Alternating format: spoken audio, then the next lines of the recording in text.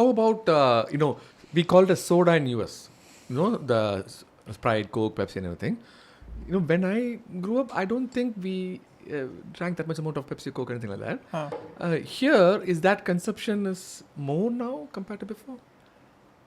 I cannot say that without looking at facts and without knowing, because every society, economically also, there's it's very different. And I'll tell you one interesting anecdote.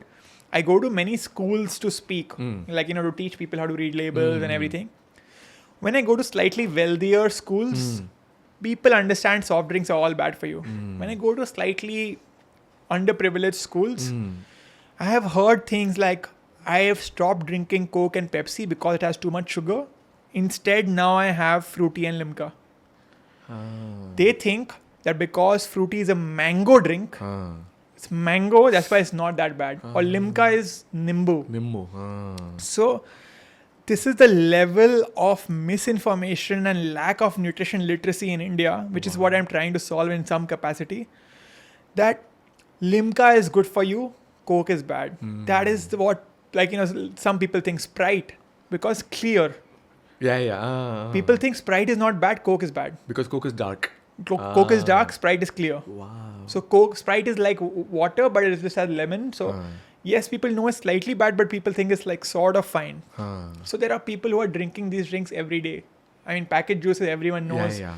It's like the most easy product to target because it's all sugar. Right. But people are having things like packaged orange juice every day thinking it's good for you. So that is the challenge, especially in the not so well-off communities. Right.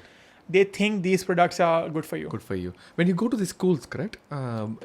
What is the one thing that is really striking? What should they change? What do you think? In the cafeteria, education has to be done? Or what is the one thing that you really got shocked of and then say, what is going on here? I feel cafeteria is a great place. In fact, I don't know if you know, I had made a video on sugar board where you clearly call out how much sugar is there in each drink. And that I've been very lucky I've been very happy that many schools have now adopted that. They're putting those sugar boards in their school canteen. So I feel cafeteria is a great place.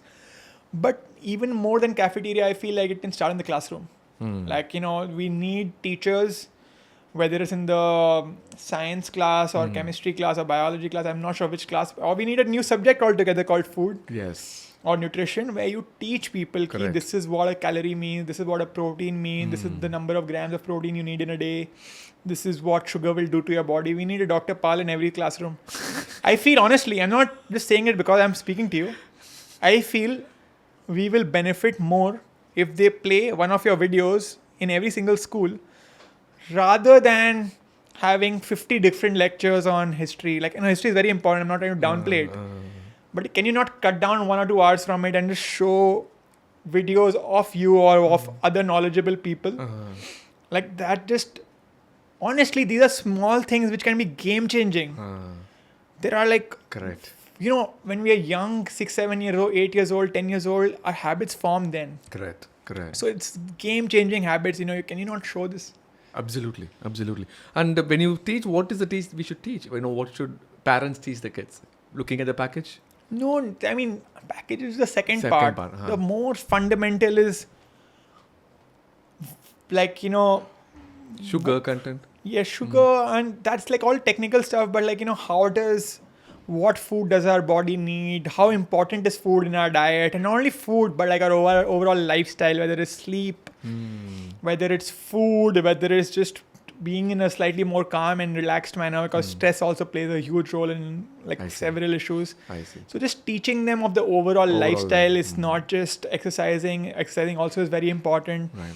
And there are so many myths. Parents should just teach some of those. Now, parents themselves may not be informed about what does a calorie mean and so I feel that's more of a job of a school. Where you need classes from class 1 to class 8. Correct. On this is what protein means, this is what it does to your body. If you don't have enough protein, this is what will happen to you. So this is, I think, the role of the school, not the parent. So when you go to school in the cafeteria, what do you see people buying from cafeteria, correct? Kids are buying from cafeteria. What do they buy more commonly? I mean, they buy what is available, right? And what's available? Chips.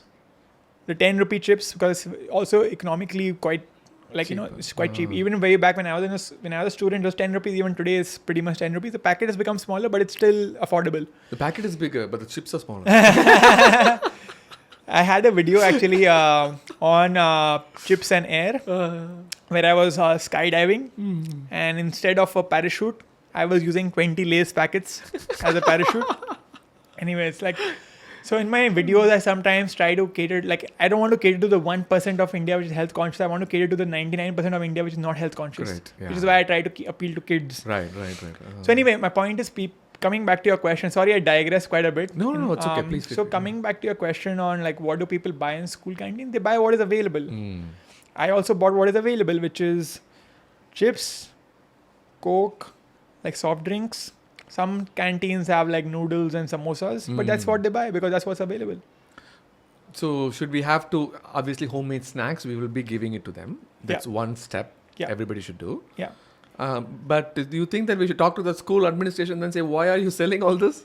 Yeah, 100%. Like if there can be both from their own side if they make changes, plus if there can be a regulation that, I think there already is, in fact, like, and there is, it's just not enforced as strongly about junk food in schools because again, a childhood habit lasts a lifetime. Correct.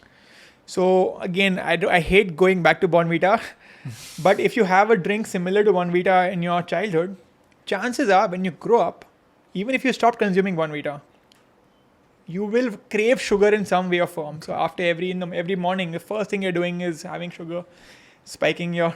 So like when you grow up, also you're gonna crave something sweet as soon as you wake up, or you're going to crave something sweet after every meal. So point is that your childhood habits last a lifetime. So if from schools, if they inculcate a healthier habit during lunch, chances are when you're 40 also you may have a healthier lunch. Because if you're just not used to having, you said, right, if you have sucralose, then you'll crave sucralose later. So it's the same concept. So that's the challenge. Like, can school admins be like, okay, health is our priority. Let's make our school healthy. Correct. And that can be a differentiating factor. Like, when they market themselves, many schools, not schools, but colleges show their placements that, we have 12 lakh package per annum, 15 lakh. Can they show we have healthy food in our schools? That should be a selling point. Correct. No school uses that currently. Right. Not a single school. Every school will just say, oh, we have AC in our classrooms. We have a school auditorium. Right. It's a nice video idea for my next video.